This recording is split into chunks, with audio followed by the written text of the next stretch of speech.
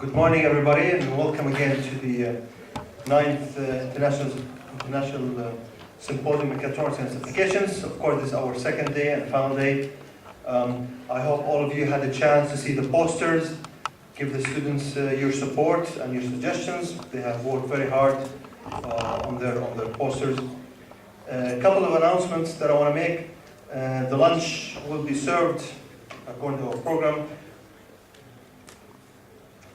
at 1:30. Make sure that you have your badges with you when you go to lunch.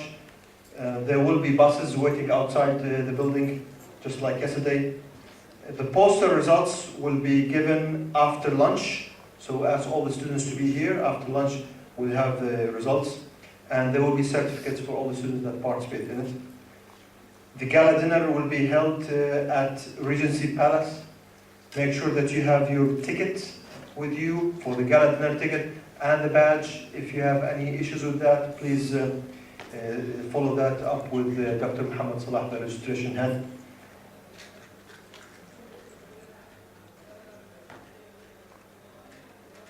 Okay, that's what I have. So we're going to start the session now. The keynote speech from Dr. Lutfi Al-Sharif. Dr. Lutfi is a colleague of mine, good friend of mine actually, and I always knew that he had very good experience in elevators, but I never knew it was this extensive until I actually saw your CV, Doctor. He has obtained his PhD from University of Manchester, and he has worked for 9 years at the London Underground. He has formulated his own company, Al-Sharif BTC, Vertical Transportation Consultancy. He has designed elevator systems for a number of high-rising buildings. I knew that he did some work in London, but actually I was impressed when I realized he did work in Mumbai, Moscow, Oslo, Kuwait, Dubai, as well, and Amman.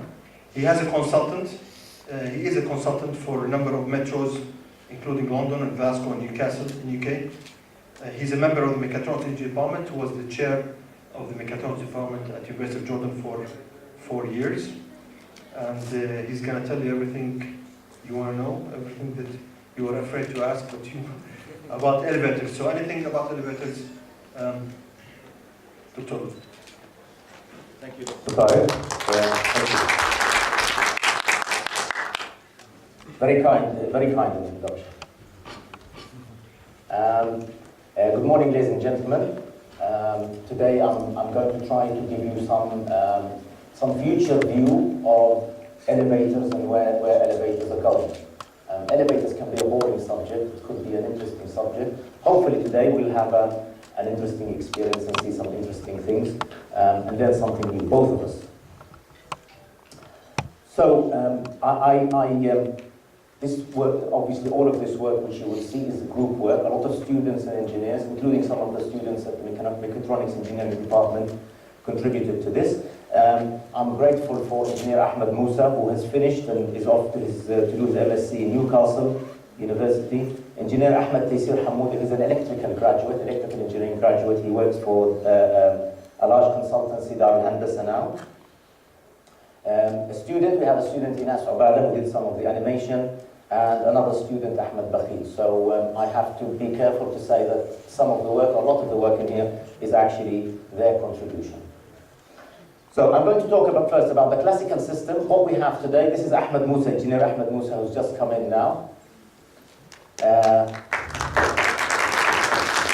He didn't expect that. I'll talk about what improvements have happened in the classical system to make it better. So we have a classical system. We had problems with the classical system. We're trying to make the classical system better before we move on to future elevators. So two developments have happened, twin elevators and skywalks. Then we're going to talk about the glamorous, the interesting new stuff. Linear drives, synchronous and asynchronous. Options for 2D systems, challenges of 2D systems. I'm going to talk about a new development as well, which is an important development, which is destination. You declare your destination before you start. And we'll have then a discussion. So I'm going to start with a prologue, something called futurology. Futurology is a science, it's a modern science, It's very important. Many technical companies are very interested in futurology. They would like to know the future. Obviously not by using a crystal ball, but by trying to follow something scientific. Looking at the current trends, past trends, current trends, and trying to predict what will happen in 5 years' time, what will happen to the market in 10 years' time, what are the new technological developments that we need to be aware of so we can stay competitive. Very important. If a company wants to stay successful, to survive, and to be competitive, it has to have futurologists. A very interesting futurologist, which I was very impressed with, I read this book 15 years ago by a guy, he's of Japanese origin, I guess, but he's now in the New York City University, and his name is Michio Kaku. He has some very, very nice documentaries. He has a very interesting documentary about the nature of time. And he wrote a book called Visions 15 years ago. It had a very, very big impact on me because this is basically the essence of futurology. He's trying to look at new trends, current trends. What will happen to computing? Will we have biological computing in 5 years' time, 10 years' time? Will we have quantum computing instead of the classical electronic computing which we are using today? How would people move? How would they travel? How would they work? Would they still work in the same way, hot desking, or will there be something else? So this is a very interesting topic, and part of what we're talking about today is futurology. So the classical system which we love, has been with us for 150 years. It relies on ropes, good old ropes, steel ropes, traction sheaves, and counterweights. Very successful formula. And that's why it's lasted for a long time, 150 years. So let's have a look at the classical arrangement.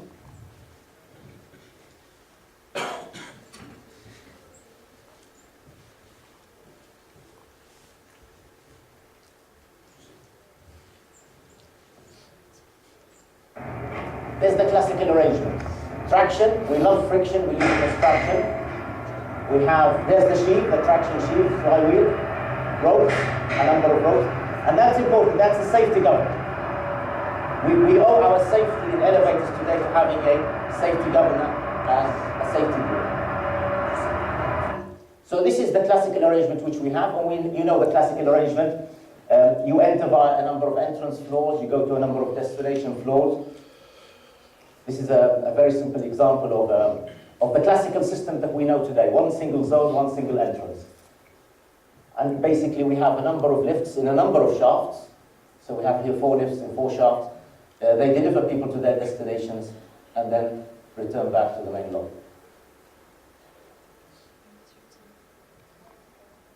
And then all of them will just return back and then resume from there.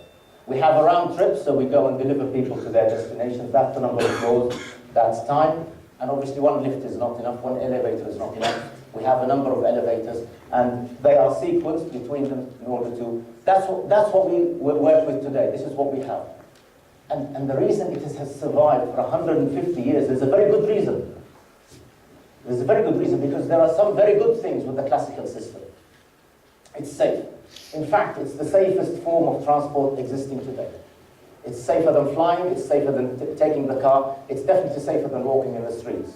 It's a very, very safe form of transport. It's well established, very mature technology. The safety gear was introduced in 1861 by a guy called Elisha Otis, and that's really what made it possible. It's reliable, and it's energy efficient because we use a counterweight. And a counterweight is a clever idea because it makes the system very energy efficient. We store the energy in a counterweight, we retrieve it. We store it in a counterweight, we retrieve it. We can reduce the size of the motor. It's uses tried and tested technology. Induction motor, the workhorse of the industry, gear, traction sheave, steel rope, and counterweight. So, to demonstrate how safe elevators are, I've got a nice video to show you.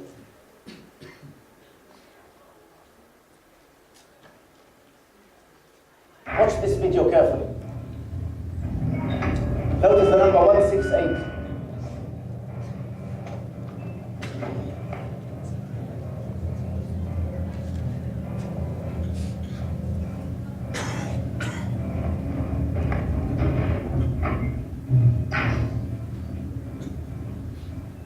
What do you think will happen next? What's the 168? Who knows what the 168 demonstrates here? Any ideas? The floor number. The floor, okay, that's an idea. Else, what else? The weight. The weight, okay, what else? The speed, maybe in feet per minute. I don't know. I don't know. Let's have a look and see what this 168 means. So let's have a look at the full video. Safest form of transport. This is a life insurance company called Viago.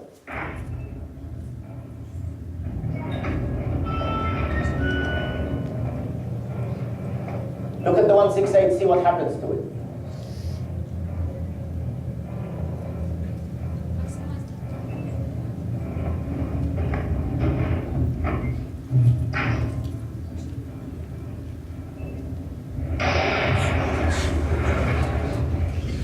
Look at the 168 now.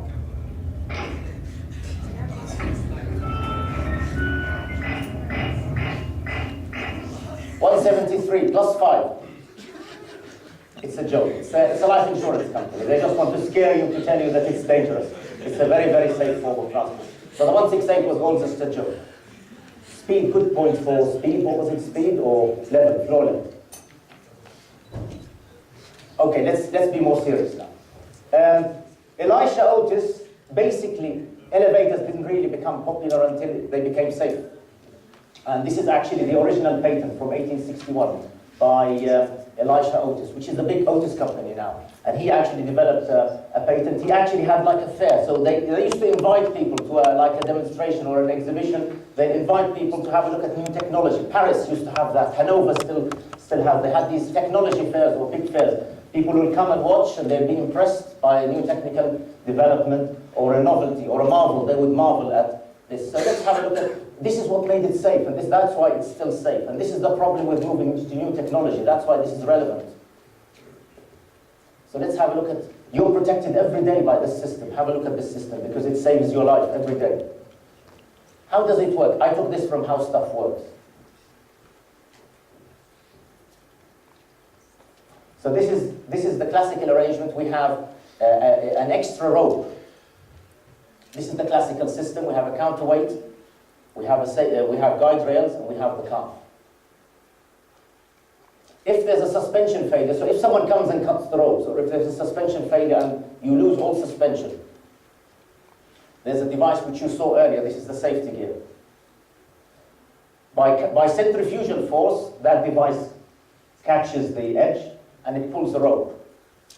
It's very, very old technology, but it's very reliable. That's what protects us today. And then we have a set of levers. The rope pulls a set of levers. The set of levers moves, and it pulls the rope. And then there's a wedge, and a wedge brake goes in between the car and the counterweight. So even if someone came and cut all the ropes of the car that you were driving in, you are still safe. And that's why this is very popular and very important technology. The reason I'm talking about this is because when you start looking at the new technology, you will realize how difficult it is to move to the new technology. So let's have a look now. There are three main problems with the current systems, with the existing system today. We use steel ropes. We haven't started using nanotubes. If we used nanotubes, maybe this number would be different. But with steel ropes, the density of the rope is a problem in itself. Because when we get to more than 600 meters of travel, we can't have one elevator traveling the whole length of the shaft. And that's a limitation, that's a restriction. Because the rope starts getting to a stage where it can't hold its own self. It can't carry itself.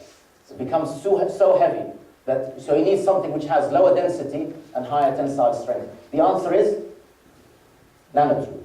Carbon nanotubes could solve this problem. They could extend this because they have much lower density and they have much higher tensile strength or yield. But this is a problem today. So you wouldn't find an elevator today anywhere in the world which travels more than 600 meters in one go.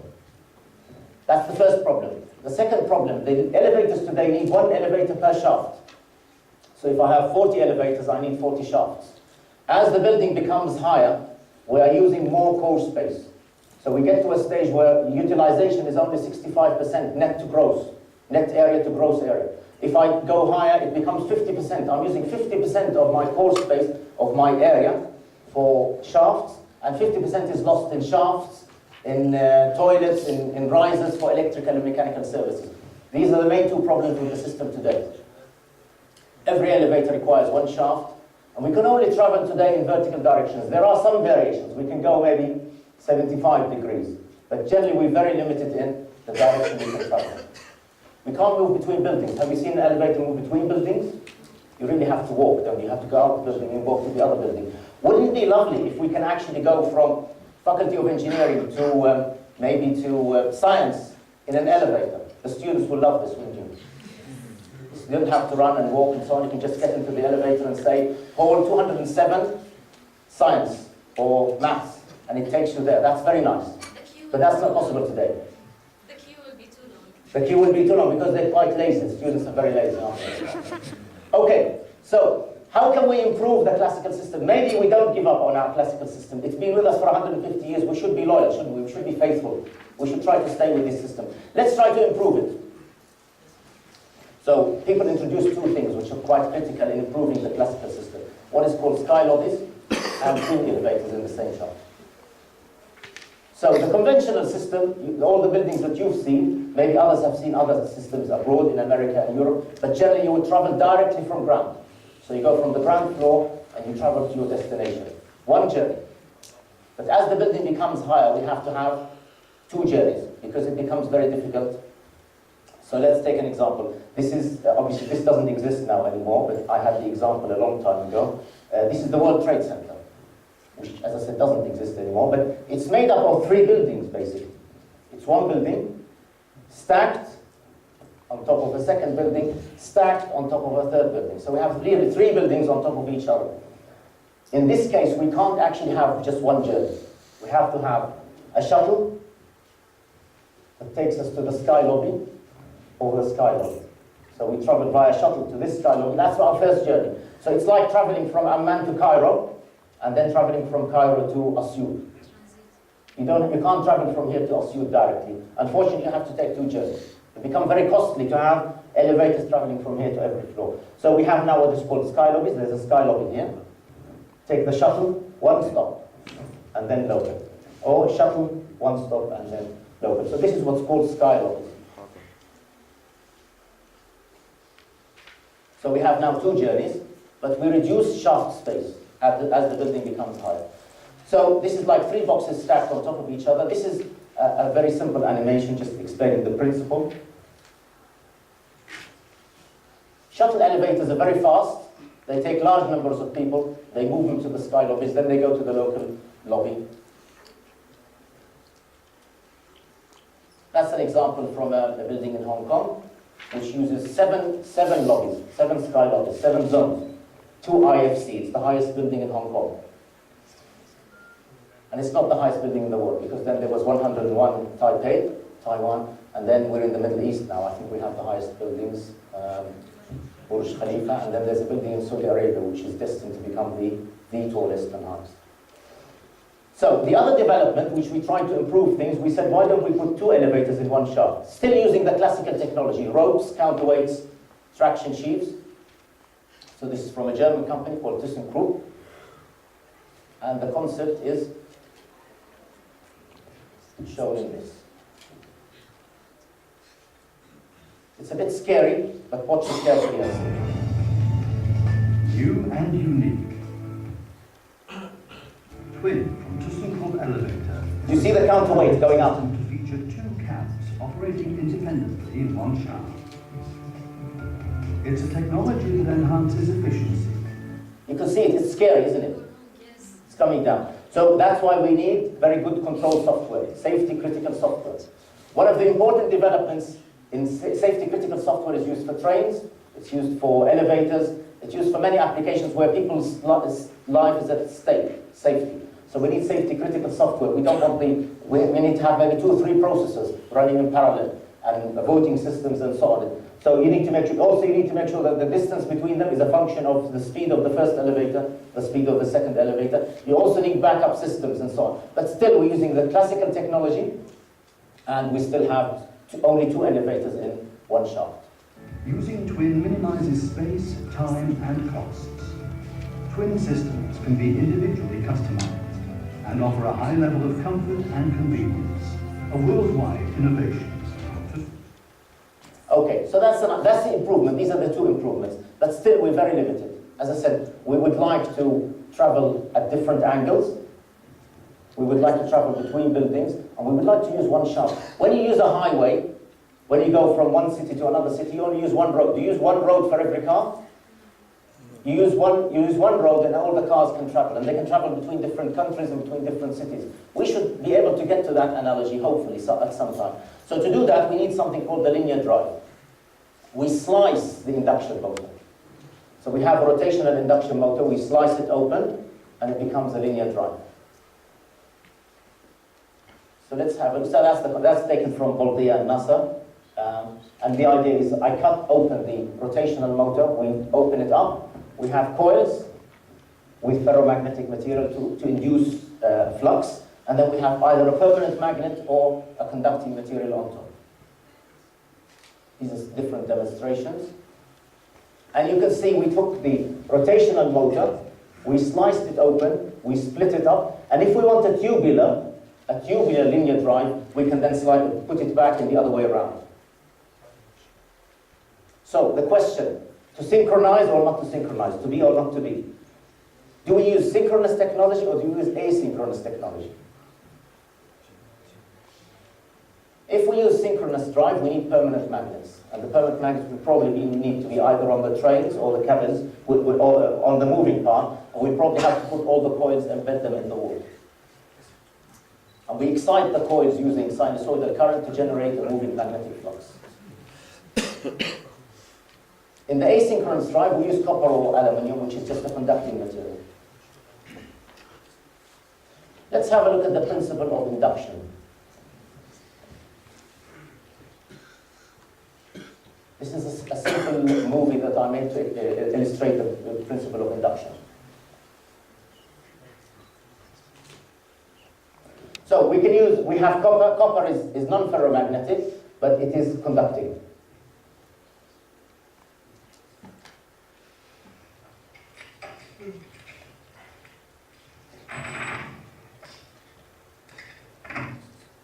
Very high tech technology.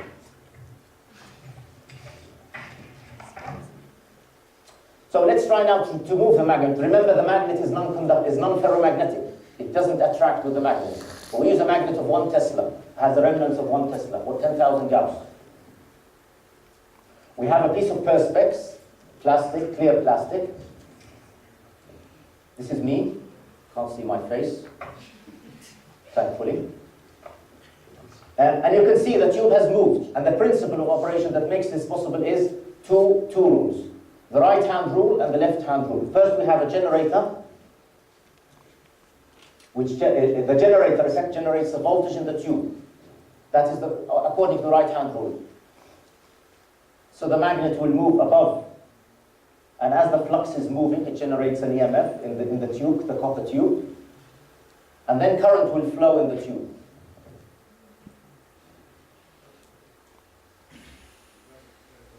And as the current flows in the tube, we have the second effect, which is the motor effect.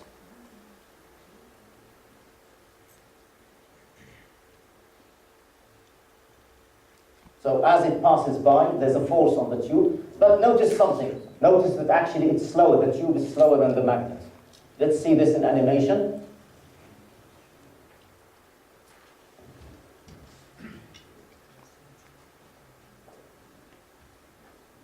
But the tube obviously is slower than the magnet, hence the term asynchronous. We can do the same thing with aluminium. Aluminium is conducting but not ferromagnetic. Obviously, this is heavier, so we're not getting the same force, but it's the same principle. This is the principle of induction, and we can use it for asynchronous motors. So the first trial, Otis tried this in 1992. They tried to develop the first linear induction motor. They used a tubular induction motor, based on this principle, still using ropes, still using a counterweight. But there's no motor on the top. They have just, on the counterweight itself, there's a tubular motor. This is the diagram of it. You can see there are braking systems. There's a mechanical brake. There's the tubular induction motor there. And this is the guide rails. So we take the rotor, we slice the rotor open. We have the brakes on the guide rails, and you can see the brakes clearly on the counterweight. This also shows us another view. You can see here the coils embedded, and this is actually what we hope to develop without a counterweight, to have these coils in the walls. Now, synchronous actuators. In synchronous actuators, we would have a magnet on the car or the train, and they would move at the same speed. We would move the magnetic flux, and they would move at the same speed. The best example exists today is a train, obviously not an elevator. It's Shanghai. It runs at 430, 450 kilometers per hour. It uses three systems. It uses lateral guidance electromagnetically, magnetic levitation, and then propulsion. And what we're interested in the propulsion of is meters above the guideway. While levitating, the vehicle you see the levitation moving up. Clearance.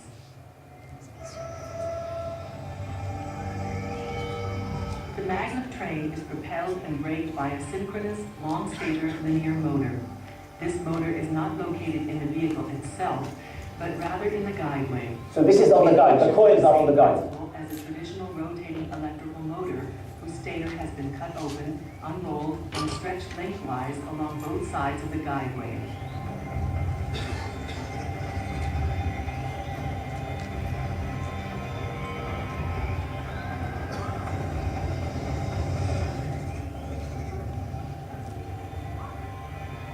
But instead of a rotating magnetic field, a traveling magnetic field is generated in the windings, one that pulls the vehicle along the guideway without contact.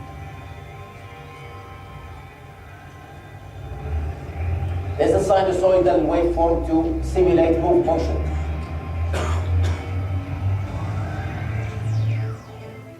The trans-rapid guideway can run at ground level or be elevated. Okay, so this is just an idea of the application. The application does exist today. I think it's still very costly in elevators. There's still many problems to be solved, but it does exist today, and obviously it's working on trains.